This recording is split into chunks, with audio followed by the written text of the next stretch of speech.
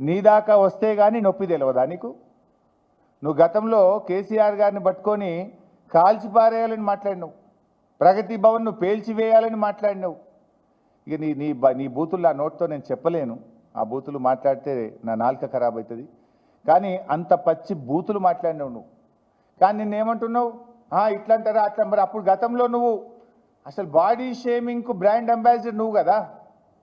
కేటీఆర్ గారు కుమారుడు మైనర్ అబ్బాయి, పాపం ఆయన చదువుకునే ఒక స్కూలుకు వెళ్ళే విద్యార్థి, ఆ బాబును ఆ పిల్లవాడిని పట్టుకొని కూడా నోటుకొచ్చినట్టు మాట్లాడినావు కదా. నా ఎత్తు పొడుగు గురించి కూడా అడ్డమైన కూతలు కూసినావు కదా నువ్వు. అసలు బాడీ షేమింగ్కు రాజకీయాల్లో అవకాశం ఉంటుందా? ఏం మాట్లాడుతావు నువ్వు? అసలు మనిషివా పశువువా నువ్వు? మనిషి అయితే అన్నం తినేటోడైతే ఇట్లా మాట్లాడింది నువ్వు, చెడగొట్టింది నువ్వు, రాజకీయాలను కలుషితం చేసింది నువ్వు, బూతులకు నిలయం చేసింది నువ్వు. ఏదో 100 ఎలుకలు తిన్న పిల్లట నేను శాకాహారిని అన్నట్టు బూతులకు బ్రాండ్ అంబాసిడర్ నువ్వు. ఇవాళ నీతి సూత్రాలు, నీతి వ్యాఖ్యలు నువ్వు వల్లిస్తే ఎట్లా రేవంత్ రెడ్డి గారు?